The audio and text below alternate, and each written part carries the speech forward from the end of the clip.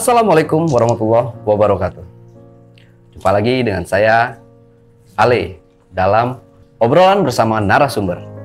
Yang kali ini saya sudah kehadiran seorang narasumber yang tentunya teman-teman semua ada yang sudah tahu, ada yang belum tahu. Nanti kita perkenalkan, tapi sebelumnya saksikan dulu setelah yang satu ini.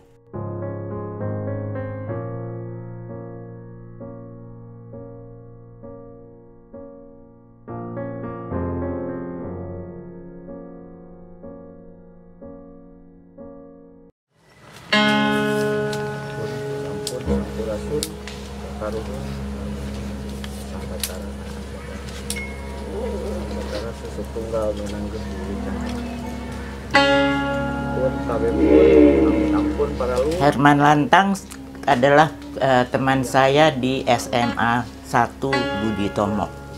Itu adalah sekolah yang paling hebat pada saat itu.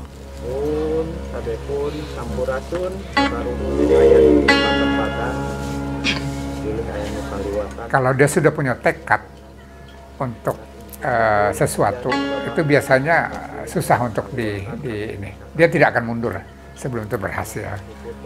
Nah, antara lain itu kita pernah masuk ke kawah Gunung Raung. Di tempat para leluhur, para dewasa, para guru, dari pergaulan kita di atas ring itu, Herman mempunyai posisi yang tinggi dan itu terlihat sangat supel gitu, luwes lah. Jadi tidak berasa bagi orang-orang bahwa dia itu seorang yang katakanlah berpangkat tinggi. Dijauhkan dina sagala bala, dijauhkan dina sagala cocoba. Kemarin karahayuan, rahayu.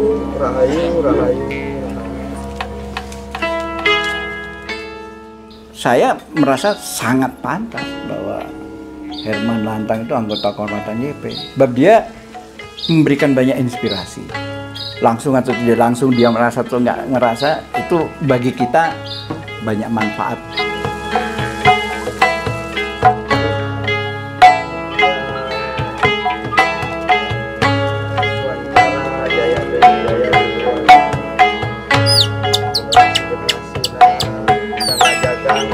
Generasi-generasi selanjutnya juga harus tahu siapa sosok Herman Lantang ini, prestasinya pernah ngapain.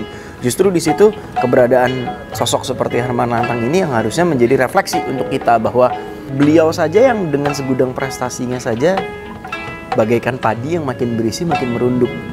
Kita yang muda-muda harus melihat itu sebagai refleksi bahwa kita belum bisa apa-apa, kita belum bisa memberikan manfaat sebesar beliau terhadap negeri ini, terhadap dunia pendakian.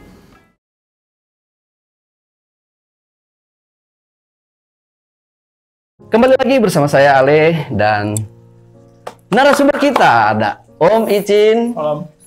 Dan di sebelahnya ada sang sutradara kita, Bang Halo. Resi Elang Andrean. Oke, Bang Resi dan Om Icin, terima kasih nih sudah hadir di channel YouTube Jejak Backpacker. Jadi kita pembahasan kali ini mau mengulik tentang sejarah, boleh dibilang sejarah lah Om ya, perjalanan Opa Herman Onesimus Lantang yang pada tanggal 22 atau 23 kemarin itu, 22 ya, 23 Maret ini. Senin tanggal berapa tuh? 23 ya, 23 berpulang ke Sang Pencipta. Kami keluarga besar Jejak Backpacker turut berbelasungkawa yang sedalam-dalamnya atas berpulangnya Opa Herman Lantang. Semoga Opa tenang di sisinya. Oke, Om, kita kayaknya langsung aja nih Om ya. Jadi begini Om, kita pengen tahu aja nih pendaki-pendaki, khususnya petualang-petualang yang sekarang baru belajar dan akan berpetualang lah gitu ya. Mereka kan banyak, mungkin ada sebagian yang belum tahu nih, oh siapa sih Herman Lantang gitu. Siapa sih misalkan si Bang Resi, kenapa sih berantusias banget nih pengen bikin film dokumenter Herman Lantang itu tadi. Nah, di sini ada pertanyaan-pertanyaan dari jejak backpacker. Buat yang pertama mungkin buat Om Icin dulu ya.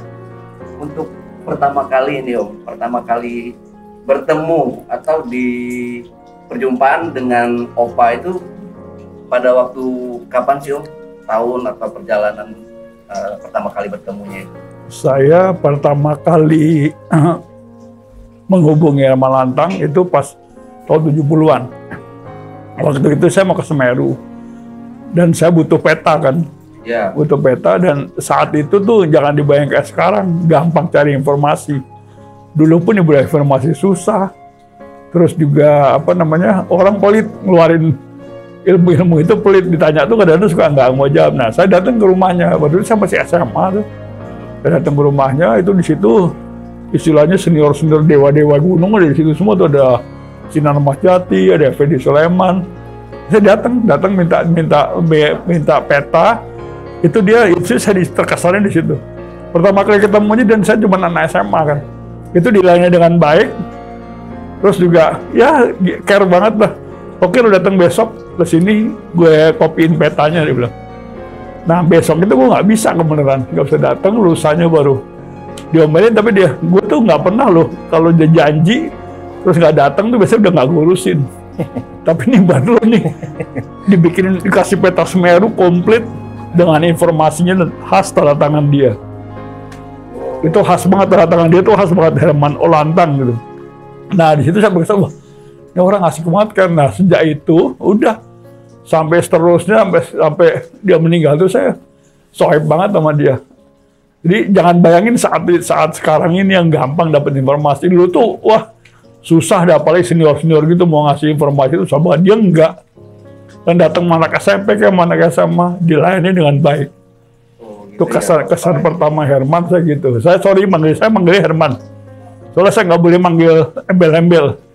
Dia kalau di teman-teman yang lain cuman Icin yang boleh manggil nama gue. Gue karena dari dulu yang lu jangan. Gue pernah manggil dia pertama kali Om. Emang gue kawin sama tante lu. Itu khas dia banget gitu. Sialan lu, emang gue kawin sama tante lu. Itu khas Herman banget tuh. Itu kesan pertama gue. Pertamanya ya. Jadi kalau untuk bertualang bersama atau naik gunung bareng gitu, pernah nggak itu? Oh sering banget. Ya tapi yang paling berkesan waktu memperingati 30 tahun musibah Mahameru Sohogi. Itu saya dengan Herman, ada Don Hasman, banyak senior-senior tuh. Kiato segala macam, itu kita melewati rutenya Sohogi. Benar-benar persis dari mulai nginep di lurahnya di Gubuk Laka, di Kali Amprong bawah waktu pecah sampai ke puncak Semeru. Nah, saat itu Herman tuh kakinya parah banget di sebelah kiri. Jadi sebenarnya dia nggak boleh naik. Kaki kiri itu dia udah pakai tongkat. Dia bilang disuruh bawa ke dokter, dia nggak mau. Enggak, pokoknya gue naik dulu nih memperingati sohib gue nih 30 tahunnya. Setelah itu mau dipotong-potong deh kaki gue. Kayak gitu ngomong itu. Jadi saya inget banget tuh jalan tuh bener-bener pakai 3 kaki, pakai tongkat gitu. Itu kita naik, gue naik itu di pasir itu pas badai, terus hujan gede, kaki ngangkat gini aja kedorong angin. Itu dia tertatih-tatih 1 jam dari batas. Lereng itu sampai ke puncak. Wah itu benar-benar ini dia tuh luar biasa tuh. Dan melewat rute susah kan itu waktu pecah tuh nggak rute gampang. Dan tanggalnya persis dibikin sama. Nah kesannya lagi sepanjang perjalanan itu tempat-tempat tertentu yang kejadian sama Sohogi dia cerita. Dia berhenti dulu begini nih Sohogi di sini. Tapi kadang tersendat, nggak bisa nerusin lagi. Jadi terputus-putus juga sih ceritanya. Di satu tempat lagi terus di Cemoro 1 itu gue dulu di sini meluk dia nih, nungguin dia. Yang lainnya turun ke bawah, gue nungguin di sini nggak gue lepas ke sama-sama. Dia bilang gitu. Nah itu ya itu kadang-kadang nggak sampai habis, dia udah terharu nggak ini. Jadi kadang-kadang gue masih nggak nyambung ceritanya. Sampai turun ke bawah di Ranupane, Aristides Katopo nyemput. Nah baru nyambung lagi ceritanya. Jadi tidak menceritakan gimana dia perjuangan dia turun ke Gubuk Laka buat kasih tahu bahwa Gi meninggal sama Idan. Itu yang pesan banget gue jalan sama Herman, dan jalan sama dia tuh udah wah kita dilayanin. dilayanin banget tuh. Ya siang nggak peduli siapa, dilayanin pun jangan, tapi disiplin dia. Lo kalau ini nggak boleh double-double ya bawa barang. Diperiksa sama dia, ini nggak perlu nih, udah ada, ini nggak perlu, udah itu. Dia gitu. Dan satu lagi, dia tuh kalau makan harus sama. Pernah di Danau Kumbolo waktu nginep, dia pagi-pagi bangun nemuin cangkang telur. Iya. Satu, dia marah loh. Siapa nih? Kita semua nggak ada yang makan ini. Nggak kompak nih, siapa yang makan ini nih? Dia bilang, kok ini nggak boleh nih. Umpetin, kita gak enak sama teman-teman lain ya. Terus saya bilang, Man, ente lupa Man, saya bilang gitu. Lu kan nggak makan ikan. Pernah kan lu paksa waktu SAR gak macam makan ikan, gue tetap nggak bisa. Nah, lu kan semalam nyediain ikan kan macam menunya. Gue nggak bisa Man, dan makanya gue selalu buat telur gitu. Micin yang makan telur. Ya, saya oh ya udah oke, gak apa. Tapi sampai segitu loh, dia nemu telur aja tuh suruh ngumpetin, gak enak sama yang lain. Karena semua nggak makan itu. Itu tuh Herman tuh, kalau pengen tahu. Kayak gitu orangnya. Beda banget dengan sekarang anak zaman sekarang. masing-masing gitu udah main enak-enakan, dia enggak. Gara-gara satu itu aja disuruh ngumpetin, karena nggak semuanya makan itu gitu. Tuh Herman tuh. Keren banget ya Bang. Iya, berarti kayak gitulah mungkin kira-kira cara almarhum untuk mendidik adik-adiknya kayak Ya. gitu. Dan cinta Indonesianya luar biasa. Nah, diimplementasikan dengan dia menjaga lingkungan. Jangan coba-coba jalan sama dia, buang sampah atau apa sembarangan. Wah, langsung dihardik sama dia. Satu, dia nggak mau, nggak boleh masak di dalam tenda. Kedua, nggak boleh ngerokok di dalam tenda. Nah itu, terus jangan buang sampah, walaupun cuma secuil, wah, habis. Terakhir jalan sama saya di pas Jambore Aftek. Itu sepanjang jalur sampai Danau Kumbolo, berapa orang yang dimarahin sama dia. Karena itu waktu Jambore Aftek itu sempet ini juga Om ya, apa namanya? Itu ikut juga sama Om Icin juga. Saya sama istri Herman sama Kak Joyce. Saya mau diminta dampingi, dan sebenarnya sampai di Danau Pane itu nggak boleh naik ke Danau Kumbolo sama Errol sama Kak Joyce. Tapi dia maksa, pura-puranya tergantung Icin dah, kalau Icin ngizinin ya nggak ngizinin gue ini. Nah pinter ngomongin gitu. Nah saya Pak Tumari pagi-pagi ke geso saya, pagi Bang Icin, Mas Icin, kata Pak Herman dia nggak boleh naik, tapi bilang gimana Icin aja nanti. Wah, saya buru-buru berangkat. Daripada saya junior, ditanya sama dia, bilang lu jangan naik Man, nggak mungkin kan. Saya bilang ke Danau Kumbolo, tahu-tahu disalip semua orang dari belakang. Bang Icin, anak-anak yang pionir tuh, Pak Herman nyusul. Hah? Jadi pura-pura dia cuma mau lihat Danau Gulo, mau jalan-jalan di Danau Pane. Padahal tuh waktu dari Jakarta di pesawat tuh istri saya yang nuntun loh. Nuntun naik pesawat di bandara segala macam. Tapi begitu sampai di alam, hilang semua itu. Langsung tenaga tuh semangatnya kembali lagi gitu. Jadi pura-pura ngeliat Danau Gulo, tahu masuk jalur Danau Kumbolo, jalan naik ke atas sendirian. Akhirnya Pak Tumari yang kelabakan almarhum tuh. Dia nyuruh Pak Tasrif itu yang porter yang jalan mundur itu loh. Oh iya. Nah itu nyuruh ini bawain Pak Herman, barang-barangnya dibawa sampai Danau Kumbolo. Itu padahal waktu di pesawat tuh mau naik pesawat itu, istri saya nuntun jalannya udah. Kok bisa begitu dan sampai Danau Pane bisa sehat? Itu Kemal itu semangat dia emang ada lebihnya luar biasa. Udah ketemu di alam tuh dia udah lupa dah semuanya. Itu kesan-kesan Herman, dan masih banyak lagi sebenarnya sih. Oke. Om, nanti kita lanjut lagi. Sekarang saya mau lempar ke sang sutradara kita. Jadi perlu diketahui buat teman-teman semua. Nah, Herman Olantang itu adalah sahabat dari Suhobgi dan Om Icin. Salah satunya. Salah satunya gitu. Kalau Om Icin juniornya lah kalau ya juniornya beda 8 tahun lah bisa di bawah dia.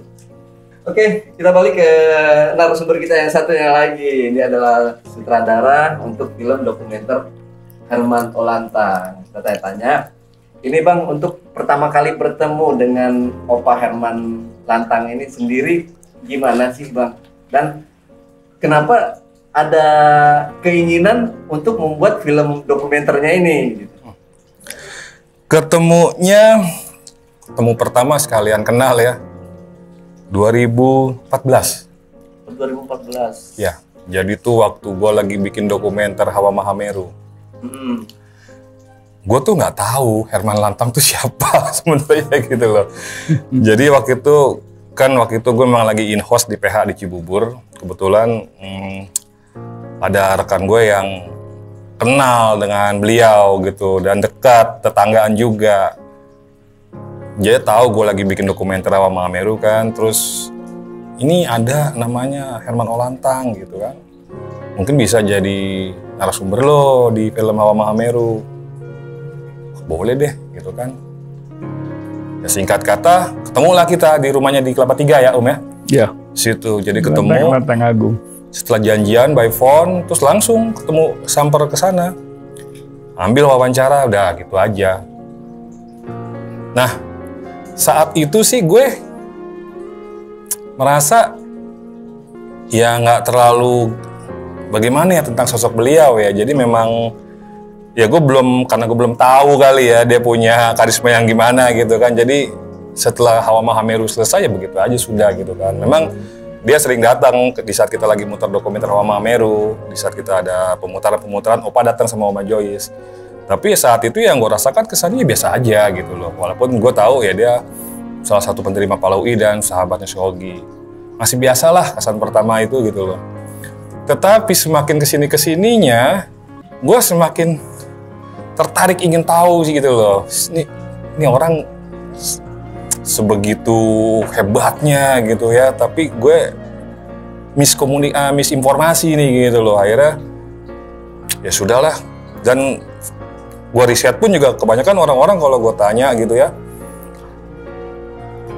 hampir semua bilang ya dia itu pendiri Palaui salah satunya, dia itu ya sahabatnya Shogi gitu.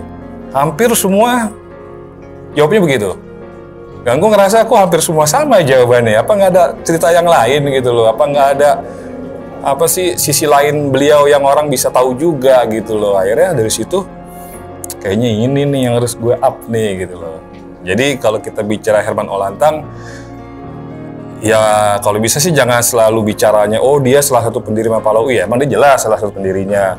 Oh dia sahabat Shogi ya jelas. Maksud gue ayo dong kita harus tahu dari sisi lainnya juga. Siapa tuh Hol itu, Herman Olantang itu. Ya sudah, dari situlah gue ya udah gue up nih masalah ini nih gitu. Gue ulik nih orang-orang yang nggak tahu tentang sisi lainnya Opa. Gue akan kasih di film dokumenter Hol. Jadi di sini juga gue sangat hati-hati juga bikin film ini karena Opa yang namanya siapa sih yang nggak kenal gitu ya. Jangan sampai dibilang film dokumenter Hol ini menceritakan petualangannya Opa gitu. Jadi pikirnya nanti film adventure nih, film petualangan Opa nih gitu kan. Gitu. Karena gini, kalau kita bicara mengenai petualangan-petualangan beliau gitu ya. Ya kalau gue bilang sih ya udah banyak. Lo Google juga beritanya ya banyak gitu kan. Jadi kalau gue bikin yang seperti itu juga ya sama aja gitu loh. Seperti itu gitu kan. Makanya di sini gue tertantang untuk membuat sesuatu yang baru. Yang gue rasain saat itu. Yaitu apa? Ya kalian-kalian gue kasih tahu ini loh Opa sisi lainnya seperti itu gitu loh. Gitu. Jadi lebih ke kesehariannya beliau di masa tuanya. Dan juga gue kasih informasi-informasi di saat dia mendaki gunung zaman muda gitu ya. Seperti itu. Seperti itu sih. Jadi ketertarikannya lama-lama ada gue terhadap beliau. Dan semakin kesininya semakin gue syuting, bertemu dengan rekan-rekan beliau, ngambil gambar, wawancara beliau. Ini gue semakin kesini semakin penasaran nih, gila nih orang nih, informasinya menarik gitu ya. Udah terus akhirnya ya, insya Allah gue nggak salah bikin dokumenter dia gitu. Kayak gitu. Tapi untuk pembuatan, maksudnya untuk syutingnya sendiri itu nggak ribet lah gitu Bang ya. Atau kebanyakan gimana nih? Soalnya kan dalam syutingnya itu diambil 2 tahun, berapa tahun yang lalu Bang? Oh, Hol? Ya Hol. Hol kan 2019. 2019 ya, 2019 itu kan Opa masih di umurnya yang sudah nggak muda lagi gitu kan. Dalam pengambilan syuting itu ada ribet atau gimana nggak? Ada. 2019 umur beliau 79.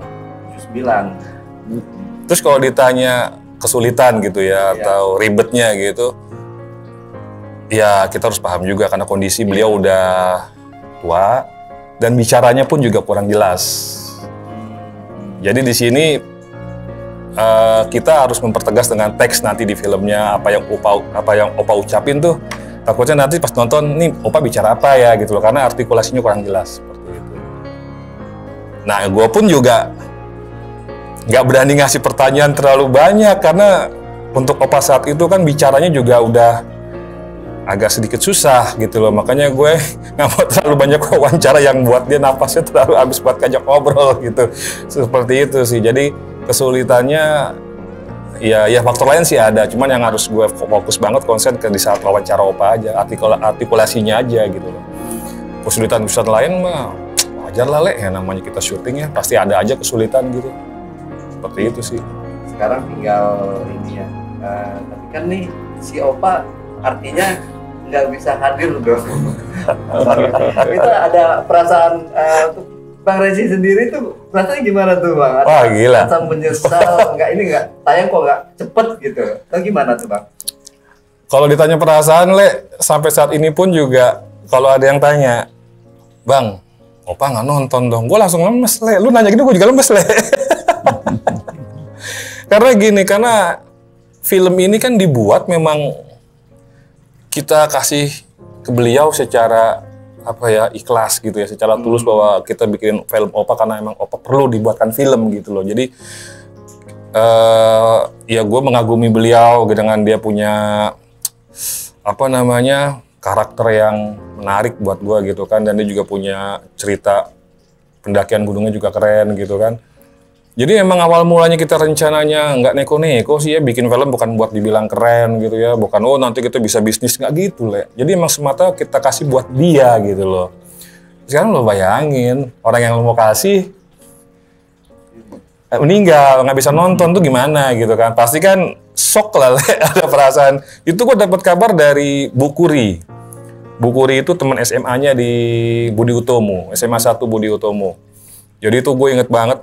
Jam 5 habis subuh deh, asap. Emang sebenarnya tuh paling gak enak ya, dapat telepon tengah malam, dapat telepon pagi-pagi banget. Itu pasti berita-berita yang gak enak, bener. Beritanya Bu Kuri itu dapat kabar dari anaknya Sernan jam 3 pagi Opa meninggal. Mes gue langsung, diam gue duduk aja. Nggak lama gue telepon Om Icin. Untung Om Icin langsung angkat juga lagi. Gue rasa Om Icin lagi dapat kabar juga Om. Baca ininya Errol ya statusnya di Facebook ya. Maafkan Errol Pak. Apa nih? Gue baru sholat subuh 4:30 buka ini handphone bacanya gitu. Maafkan Errol Pak. Lah ada apa nih? Saya telepon langsung Errol, udah apa? Bapak meninggal lo bah udah. Iya. Nggak bisa ngomong. Jadi langsung ngubungin Om Icin dan kata Om Icin, oke, udah bener nih. Langsung gue duduk kan, diam. Ya bukannya kita langsung ngambil keputusan, udahlah gue nggak terusin, enggak lah. Cuman agak-agak nggak percaya aja, karena memang gue emang punya firasat Le. Gue punya firasat. Jadi itu berat. Ini kan meninggalnya Senin dini hari kan? Iya. Jam 3. Iya dong, Senin dini hari kan. Dan Minggu malamnya itu, kebetulan gue lagi bongkar-bongkar file. Cek film-film yang udah gue buat di komputer kan. Cek. Entah kenapa gue selalu koreksi mana film-film gue yang kayaknya boleh nih di-up ke YouTube gitu loh. Wah ternyata mentok di Hawa Mahameru. Wah ini film belum gue up nih, ini udah harus di-up nih. Gue hitung udah 7 tahun gitu kan. Nonton lagi, kenapa pas bagian OVA tuh gue ulang-ulang. Balik lagi. Tapi saat itu yang gue pikirkan, Opa kok ngomongnya masih lancar ya di sini, masih lancar Om ngomongnya Om. Iya. Terus gue hitung kan, dia tahun 1940 lahir, kita syuting 2014, gue hitung-hitung, umur dia masih 74 ya. Jadi waktu itu mikirnya gitu Le, wah dia 74 tahun nih gitu kan. Tapi ya gitu balik lagi, gitu doang sih. Tapi ya kayaknya ada rasa yang beda. Bener pagi-paginya dapat kabar. Gitu. Jadi ya bagaimanapun juga film harus lanjut. Harus selesai. Jadi ada materi baru dan film akhirnya dibongkar. Di edit ulang lagi. Dibongkar tapi nggak total ya. Jadi bagian ya berapa persen bagian belakang itu harus gue cek lagi karena buat masuki materi baru ini yang di rumah duka dan pemakaman gue harus sinkronin dengan yang sebelumnya, jadi nggak bisa asal tempel gitu. Dan hasil diskusi gue sama editor gue bener, ternyata emang harus ada gambar yang dibuang, asalnya dibuang buat masuk gambar baru ini gitu. Seperti itu, karena lu bayangin udah jadi bro, udah bercerita, udah selesai filmnya, meninggal. Berarti kan ada ceritanya kan harus disesuaikan gitu loh, kayak gitu.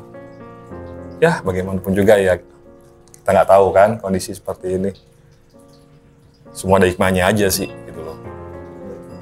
Kalau untuk ininya sendiri bang, tayangnya sendiri itu bakal ditayangin tahun ini atau masih mau tahun depan lagi nih? Kita kasih tau aja deh Om ya. Kasih bukan bocoran lagi, dibuka aja. Semua kan para petualang atau pendaki-pendaki gunung di Indonesia kan yang mungkin yang udah banyak mengenal Opa Herman Lantang itu pasti pengen banget nih nonton film dokumenter ini gitu. Jadi mungkin bisa disebutin kali ya. Oke. Oke deh. Ini buat JB nih Om nih ya. Buat JB ini. Jadi gini, jadi buat teman-teman semua yang memang menanti film dokumenter Hall Herman Lantang, sebelumnya saya tegaskan lagi ya Le, ini film yang jauh dari pikiran teman-teman mungkin, Opa naik gunung zaman muda, Opa ekspedisi kemana gitu. Jadi ini lebih menceritakan biografinya Opa, lebih menceritakan Opa di masa tuanya. Tapi kita juga ulas flashback sedikit. Opa naik gunung kemana-kemananya ada. Tapi di sini lebih banyak menceritakan kesehariannya beliau seperti itu. Dan yang pasti kalian akan tahu sisi lain Opa selain dia penderima Palau I, salah satunya selain dia temannya Shoki, ada hal menarik. Ada hal menarik yang teman-teman tuh harus tahu gitu. Dan masalah penayangannya, insya Allah ya Bismillah, mudah-mudahan gak ada kendala dan semoga diizinkan habis Lebaran Le. Lebaran. Tanggalnya perlu gak nih? Perlu juga ya. Kayaknya kalau emang udah fix sih tanggalnya boleh juga lah. Kita biar sekalian promosi juga. Oke. Semoga nggak ada kendala sekali lagi di tanggal 22 Mei. 22 Mei. Jadi seminggu setelah Lebaran, jadi yang pulang kampung buru-buru pulang ke Jakarta lagi. Iya. Dan saat ini kami semua nih Le, udah bener-bener persiapan nih. Persiapan untuk gala premier. Dan filmnya pun juga ya lagi di-push juga, lagi diselesain gitu. Oh iya Bang, tanggal 22 Mei. Yes, insya Allah, benar-benar gak kendala. Tanggal 22 Mei itu adalah pas banget sama anniversary Jejak Backpacker ya. Wah, serius? Pas banget tuh. Iya. Wah. Itu tanggal 22 Mei Jejak Backpacker itu juga ulang tahun yang ke-6. Tadi dulu, lo di grup pantesan Bang tuh tanggal 22 Lebaran. Ya. Oke. Jadi kalau untuk tiketnya sendiri nih Bang, teman-teman kan mungkin, gimana dong caranya gue biar bisa nonton nih di gala premiernya ini. Terus cara mendapatkan tiketnya ini langsung ke mana nih? Menghubungi siapa? Oke. Nah ini untuk masalah ini mungkin gue belum bisa terlalu gamblang ya. Yang pasti tadi udah masalah tanggal, bulan. Untuk masalah tiket nanti pasti kita di pertengahan April ya, kita akan up di sosial media, di mana tiket itu udah mulai bisa dipesan. Jadi kita nanti mungkin di pertengahan April itu ya contoh umpamanya kita udah buka pemesanan tiket, jadi selama seminggu atau 2 minggu, ayolah kita pesan tiket itu gitu loh. Seminggu atau 2 minggu kita ada masanya buat teman-teman beli tiket itu. Beli tiket melalui ya akun Instagram yang ada kontaknya di situ. Tapi untuk masalah harganya gitu ya kita masih ulas lagi, kita mau matengin lagi. Di mana tuh Bang? Instagram untuk pemesanan tiket. Oh, Instagramnya nih. Kita tulis di sini nih. Instagramnya di sini nih. Instagramnya di sini nih. Itu nanti ada informasi tentang film dokumenter Hall. Untuk itu sih itu untuk informasi pembelian tiket ya. Dapat tiketnya seperti itu. Jadi buat teman-teman nanti yang mau pesan tiketnya, yang jadi yang pertama buat menonton film dokumenter Hall ini, nanti silakan pesan tiketnya langsung ke Instagram yang ada di bawah. Siapa cepat dia dapat Le. Iya, karena terbatas siapa sih. Terbatas dan kita pasti akan protokol kesehatan yang ketat. Gitu loh. Jadi ini nggak apa-apa info aja ya. Jadi prokesnya itu emang dijaga banget. Gitu loh. Dan kita insya Allah mau dibikin 3 gelombang, Le. Jadi tanggal 22 itu hari Sabtu ya, kita bikin 3 gelombang. Jadi yang jam pertama, jam kedua, jam ketiga. Jadi kita nggak semuanya langsung dikumpulin jadi satu. Oke. Bang Resi, nanti saya mau tanya-tanya lagi sama Bang Resi. Yes. Silakan minum dulu. Oh iya. Saya mau balik lagi ke Om Icin nih, Om. Herman Lantang di mata Om Icin itu sosok yang seperti apa sih, Om? Dia humble banget. Terus ya ini informatif. Tapi yang terakhir dia keras kepala. Itu yang sangat dikenal dari zaman dulu. Yang namanya Herman Lantang Jenderal Batu. Jadi dia kalau udah punya kemauan itu harus dilaksanakan. Tapi juga nggak ada kemungkinan, bisa juga kemungkinan kalau kita kasih argumen yang benar dia nurut. Nurut ya. Dan sama saya termasuk yang nurut. Nggak tahu kenapa. Tapi itu dikenal dari zaman dulu, zaman Sogi itu disebutnya Jenderal Batu, keras kepala banget. Contohnya gini, waktu pertama kali berangkat dengan Sogi bertujuh itu, kan menginap di kepala desanya Gubuk Lakah. Terus survei ke bawah, ke Kali Amprong. Nyebrang sungai itu ada tempat datar. Kita nginep di sini nih. Sementara ada Sidas Kotopo, Sogi, ngapain mah nginep di sini man? Orang besok kita nanti juga ini lagi, lewat sini lagi. Nginep di itu aja nyaman di Palurahnya. Enggak aklimatisasi gitu. Udah malam itu nginep di situ, kurang kerjaan banget kan. Sementara itu jalan cuma nggak habis setengah jam udah enak nyaman tidur di rumah gitu. Nah besoknya juga gitu, begitu dia selesai naik lagi ke atas, dia makannya di atas juga, nanti turun lagi lewat situ. Nah itu salah satu ininya Herman tuh itu kepala Jenderal Batu, tapi ini apa namanya masuk akal gitu. Dan disiplinnya emang luar biasa. Kalau mau naik itu diperiksa sama dia semua. Diperiksa, yang kelebihan nih nggak usah nih, berlebih nih apa di ini. Jadi zaman dulu tuh di manajemen Dakian. Logistik itu udah tahun 70-an tuh udah dilaksanakan. Belum ada ini itu dia tuh udah melaksanakan itu. Yang namanya nggak boleh buang sampah tuh dari tahun-tahun itu dia udah ini nggak ada tuh satu sampah aja dulu tuh udah marah dia. Tapi yang paling ingat benar itu, nggak boleh masak dalam tenda, gimana pun dinginnya, nggak boleh ngerokok dalam tenda, sama apa terakhir ya? Oh ya ngerokok, minum, nggak boleh masak, nggak boleh dalam tenda. Itu udah nggak ada, udah harga mati dah buat Herman gitu. Nah yang terakhir ini ada berkesan ya, saya berkesan banget nih. Waktu Herman dirawat di rumah sakit Cikini, kalau nggak salah kena DB ya, 3 hari dia dirawat. Tiba-tiba 3 orang senior Mapala tuh, Cin, sebelum dia pulang kalau bisa udah kita bersihin dulu rumahnya. Kalau dia masuk kena DB lagi orang. Apa, nyamuknya begitu, rumahnya udah. Kita survei dulu. Wah bener emang. Sampai teman senior Mapala, Herman tuh udah nggak begini loh, rapi banget loh. Udah akhirnya oke lah. Gue nggak punya duit, tapi gue punya teman, punya tukang. Saya sediain 3 hari itu buat tukang. Kita kayak bedah rumah gitu loh. Itu rumah kita bersihin, kita semen lagi, kita cat sampai saya ingat banget tuh, yang depan itu pagar depan itu lang-langnya dihilangin, saya ngecat sendiri pagarnya putih. Udah nih, ternyata hari keempat tuh belum selesai. Saya bilang sama teman senior saya tuh, tambahin lagi setengah hari deh, belum selesai nih, dikit lagi nih. Udah ditambahin kan, tambahin setengah hari, pulanglah nih dia sorenya pakai taksi. Pulang ke rumah, begitu turun dari taksi, tolak pinggang dia. Setan, siapa nih yang nggak izin gue ngini rumah gue? Bayangin loh, rumah udah rapi, bersih, dan nggak pernah kayak gitu. Alang-alang depan tuh udah saya bersihin semua gitu. Sampai pajangan-pajangan dia saya berasu, kelenengan dokter yang kuningan itu zaman dulu. Pokoknya bersih banget dah. Yang saya nggak berani nyentuh genteng, soalnya takut saya rubuh. Nggak berani bersihin karena itu masih pakai bambu. Itu tolak pinggang di depan rumah dari taksi. Siapa nih kurang ajar? Nggak izin gue. Bayangin rumah dibawa sini begitu. Terus Kak Joyce itu dengan santai, Man itu izin sama teman-temannya yang bersihin. Itulah yang diem lu cep. Sampai saya dapat telepon dari beberapa senior tuh, gila Cin, Lu pawangnya Herman banget lu. Herman denger nama lu, langsung dia udah nggak marah lagi. Itu yang cerita Joy sendiri katanya. Tapi awas ya, lu jangan bilang kalau kita ngasih duit.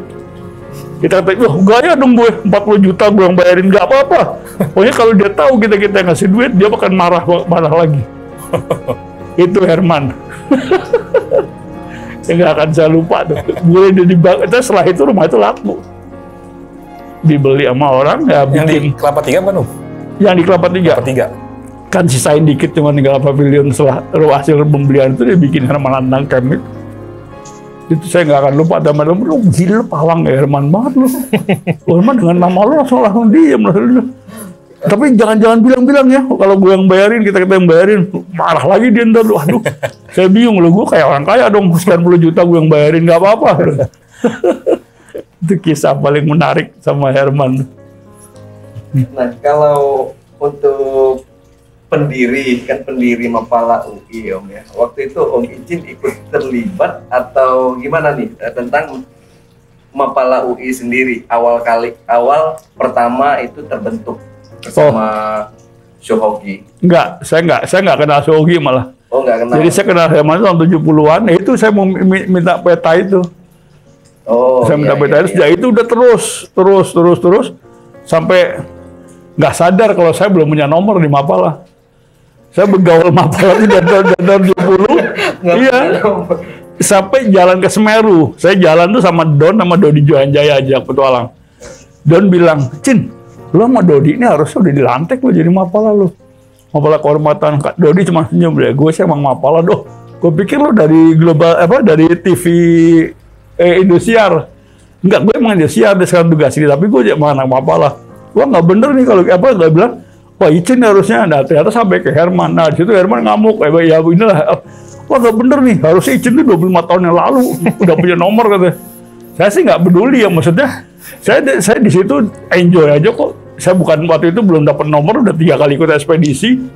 Sementara anggota Mapala itu bisa sekali seumur hidup ini bisa ikut 1 kali aja waktu itu ya, itu udah luar biasa. Gue nggak mikir sampai itu, ternyata sampai di Herman suruh bentuk tim buat ngelantik saya. Itu tahun 2000 baru tuh. Dan waktu kan butuh tanda tangan tuh. Saya ingat banget tanda tangan pertama tuh Tantio Bangun. Tanda tangan. Selebihnya mau berebut tanda tangan, tapi nggak diambil sama yang mentor saya itu. Jangan seminggu lalu ada buka puasa. Gue pengen Icin tuh dapat nomor kecil, di jeda kecil. Ditarik lagi.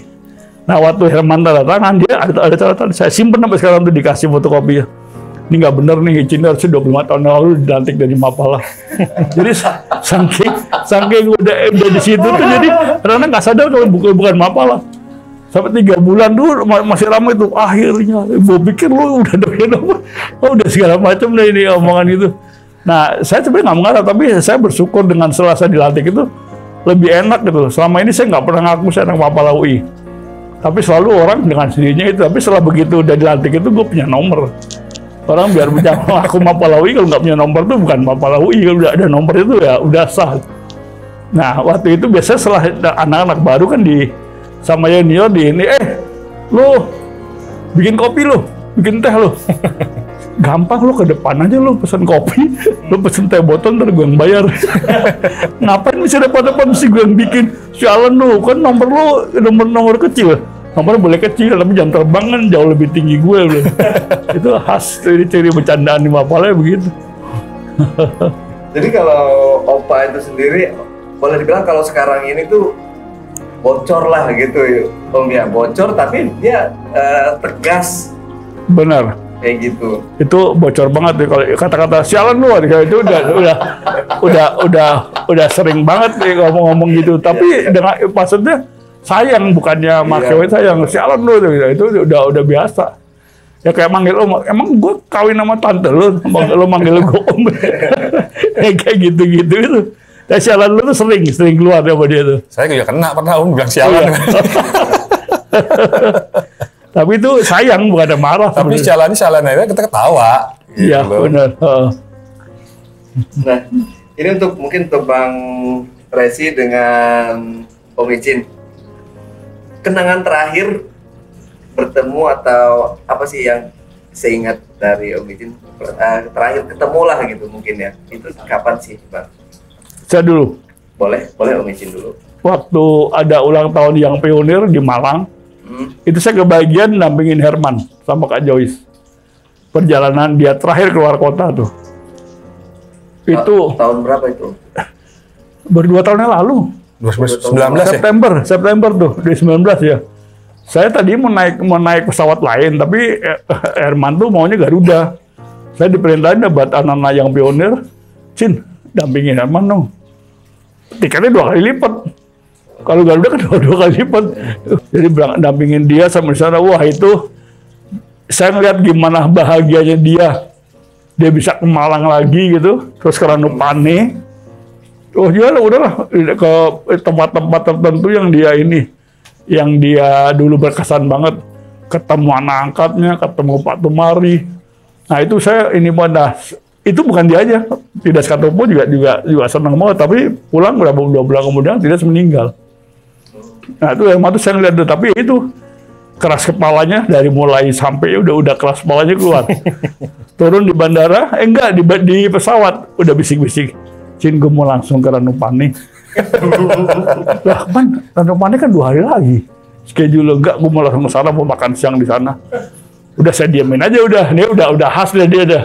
Tapi teman-teman di Malang bilang sampai di Malang selain ke teman-teman di Malang, udah turun dijemput kan mereka mana aja udah saya sering ke mereka. Tetap dah, gue mau makan siang di Ranupane yang mana angkat gue. Udah bujuk dengan itu, nah schedule itu 2 hari lagi baru ke sana. Sampai nggak bisa juga, akhirnya diputar-puterin dulu sebelum masuk ke hotel, cukur dulu, cukur rambut, terus cukur kumis segala macam, langsung ke hotel. Kan mau check-in dulu, gue udah duluan di situ. Gimana? Nggak mau Cin, dia tetap bawa ke Ranupane. Akhirnya benteng terakhir saya ada, coba dia nggak turun dari mobil, duduk aja, itu kelas kepala Man tuh udah punya kemauan gitu. Saya deketin, Man. Oke Man, kita ke Ranupane Man, tapi nanti dulu ya, nanti aja. Gue ada mobil ke teman gue, jadi kalau teman-teman yang lain nggak mau nganterin, adik gue ada mobil itu kan yang mobil merah itu. Pokoknya 24 jam ini. Sekarang cek ini dulu Man, makan dulu. Enggak, gue mau ke Ranupane. udah gitu, udah final deh. Berangkat lah Ranupane. Minta makan siang bisa, itu keras kepalanya Herman yang gue tahu terakhir itu. Tapi saking kangennya dia udah pengen ke Ranupane gitu. Udah Ranupane masih dingin banget lagi, waktu itu 5-6 derajat. Akhirnya juga nggak turun, malam-malam tuh dia udah kedinginan banget. Balik lagi, emang schedule-nya kan 2 hari lagi, hari Minggu. Itu berkesan banget ya. Dia seneng banget sama yang makan di tempat-tempat tertentu yang dia suka. Terus terakhirnya sebelum pulang, medical check up dulu. Ada anak bapak lah yang profesor kan, Respati di Rumah Sakit Saiful Anwar. Emang dia kondisikan hari terakhir sebelum pulang, 2 orang senior itu medical check up dulu. Clear, tidak ada apa-apa dua-duanya.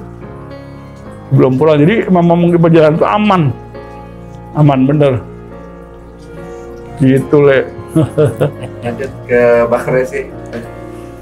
Kalau terakhir ketemu Opa itu, ini menarik loh. Jadi di rentetan syuting kita tuh, dan ternyata ini yang paling menarik di saat kita baru pulang dari Malang Om, dari Ranupane kita kan, sama teman-teman ke ALC kan.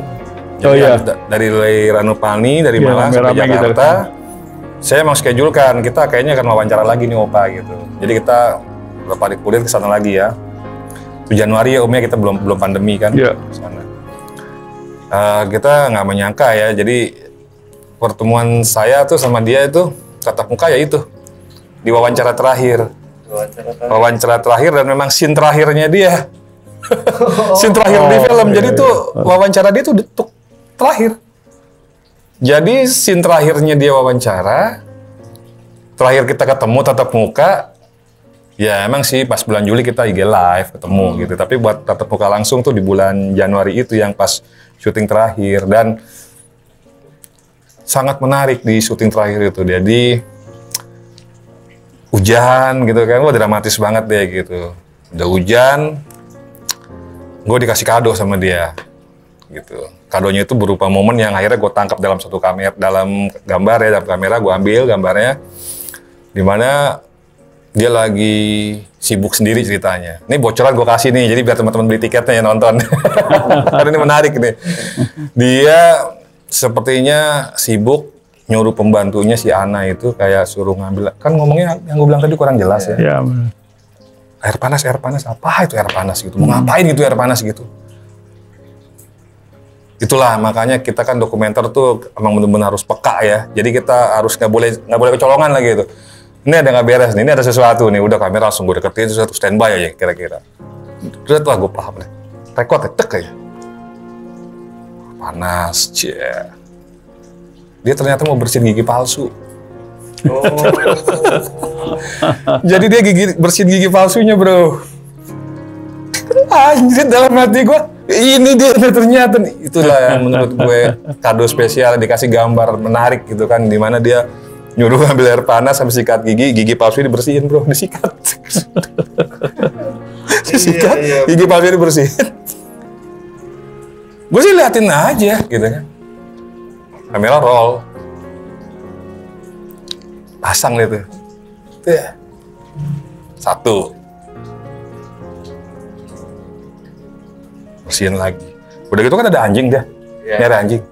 Hampir dibawa sama anjingnya tuh, gigi palsu yang satu lagi tuh. Karena dia gini, hus. Gitu, jadi itu memang nggak masuk frame ya, tapi karena gambar gua kan agak medium gitu. Jadi sepertinya tuh anjingnya dia tuh mau ke gigi palsunya yang satu lagi, cuma namanya diusir gitu kan, gitu. Akhirnya dia pasang yang satu lagi. Setelah dipasang dia ke kamera, dia lihat ke gue. Tahu lagi nggak ke kamera, lihat ke gue gitu. Panggil, Resi. Gigi dikasih lihat, gitu. Nah, itu sih yang berkesan banget. Jadi syuting terakhir tuh di situ di HLC, scene terakhirnya dia, wawancaranya dia, dan emang terakhir kita ketemu secara tatap mata gitu. Itu yang berkesan banget terakhir itu. Iya. Oke. Udah ada tambahan lagi, Bang? Udah? Atau nanti ya? Setelah ini. Jadi, buat Om izin, pelajaran yang bisa diambil nih dari sosok Opa sendiri untuk pendaki-pendaki atau petualang-petualang di era milenial sekarang ini. Saya rasa dia yang luar biasa tuh kebersamaannya. Bersamaan. Di sekarang itu kayaknya nilai-nilai kebersamaan tuh udah kurang deh. Kalau dulu tuh kebersamaan tuh udah benar-benar ya, mungkin karena dulu kan tatap langsung ya. Nggak lewat sosmed, nggak cuma ngecap-ngecap di sosmed. Nah, kebersamaannya itu yang luar biasa dia. Setiap kawan kebersamaannya itu. Jadi kita sekali itu udah kayak saudara dah. Dulu sekarang aja kalau gue lihat sih tegur sapa aja udah kurang di gunung tuh nggak terlalu ini. Kalau ini dulu kan kalau Herman tuh ya, yang luar biasa kebersamaannya. Sekali itu sampai sekarang tuh udah kayak saudara. Yang luar biasa itu kebersamaannya Herman. Dan konsisten dia. Konsisten. Kalau di zaman sekarang tuh kayaknya udah nggak ada ini lagi ya. Mereka bahkan pengen mempopularitaskan diri masing-masing. Iya, gitu. Benar. Iya, benar. Kalau dia tuh kebersamaannya benar-benar wah itu top banget deh. Jadi kita ini tuh ya udah guyup banget deh. Itu ya kelebihannya Herman tuh yang gue tahu gitu. Bukan Hermannya sebenarnya sih. Kita dulu tuh ya kita tuh nggak pernah tatap langsung. Kalau dulu kan tatap langsung. Jadi lebih dekat kan. Sekarang kan cuma ngecap-ngecap aja di lewat sosial media kan. Jadi akraban ini kurang enggak, benar-benar ketemu apa-apa ketemu dulu. Nah, itu yang menambah mempererat itu. Dan seumur hidup itu udah jadi saudara dengan cara itu gitu. Itu yang gue pelajari bener dari teman-teman yang lama tuh gitu, kebersamaan luar biasa. Gitu, Le. Kalau Bang Resi sendiri gimana? Apa sih pesan-pesan buat pada peselancar dunia maya dan peselancar petualangan lah di era sekarang ini tuh? Ya, memang selama bikin film haul tuh gue dan teman-teman juga banyak belajar ya, dan sama kok.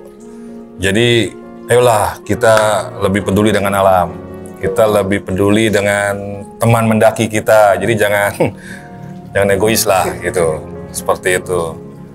Jadi ayo jangan buang sampah, tetap jangan buang sampah sembarangan. Opa kan pesannya itu, Om, jangan buang sampah sembarangan. Dia secuil aja tuh selalu dia ada tuh dari zaman dulu, bukan sekarang loh sok ngomong salam lestari apa segala macam. Dulu tuh dia dari tahun 60-an 70 tuh udah nggak ada sampah di luar. Itu langsung masuk dalam kantong, dibawa pulang. Itu tuh zaman yang gue pelajari mulai dari dulu gitu, dan disiplin banget. Itu sebetulnya jangan masak dalam tenda, jangan ngerokok dalam tenda. Itu benar-benar nggak boleh, dia sedingin apapun di luar. Sampah terutama, sampah tuh udah, dia tuh kalau jalan tuh sama dia itu, kita capek nemenin dia, marahin orang-orang. Ya karena dia orang tua kan pasti pengennya gitu, ini gini nih. Kalau saya nggak gitu, kalau saya di depan mereka kayak buang itu saya ambilin. Sambil saya kantongin mereka, kalau dibilangin galakan dia kadang-kadang udah aja diambilin gitu. Merasa nggak enak hati sendiri kan mereka, kalau Herman nggak dinasehatin. Ya GHD kan beda, dasar itu nggak boleh gini-gini. Pas ambilin mereka sungkan kan, tuh teman-temannya baru ini. Itu om aja tuh ngambilin sampah gini-gitu, itu dilakukan dari dulu, dari tahun 70-an tuh saya kenal dia tuh udah peduli banget sama ini apa, sampah-sampah di gunung. Gitu, Rek. Jadi kalau sekarang ini kan banyak banget justru sampah yang di atas gunung. Yang terutama sampah benar. Kalau zaman dulu tuh bersih-bersih ya, Ya. karena mereka pecinta alamnya emang benar pecinta alam. Ya. Gitu. Kalau sekarang kan bukan. Apa sekarang? Kalau dulu yang organik itu, yang organik bisa kita kubur kan, dia hancur kan. Yang plastik enggak, kita bawa pulang. Penyampah alam kali. Penyampah alam. Iya. Kalau sekarang itu banyak benar dulu penyampah alam. Bahkan sekarang sedikit banget orang yang mau peduli akan alam itu tadi. Iya. Oke, Om Icin, Bang Resi, sebelum kita akhiri mungkin ada sedikit tambahan lagi atau ada pesan-pesan nih buat teman atau Bang Resi mau ada yang kurang untuk silakan. Ya, call-nya nanti sebelum kita akhiri. buat teman-teman semua, mohon doanya, mohon supportnya, biar kita bisa menyelesaikan film dokumenter Hall sesuai dengan rencana kita, seperti itu. Amin. Dan sebalik lagi, seperti yang kita tadi bilang, semoga habis Lebaran bisa gala premier. Doakan ya. Ya, teman-teman pokoknya wajib nonton film ini karena ini film dokumenter tentang legend pendakian di Indonesia. Yes. Opa Herman Lantang. Jadi ini kita persembahkan juga untuk Opa di sana.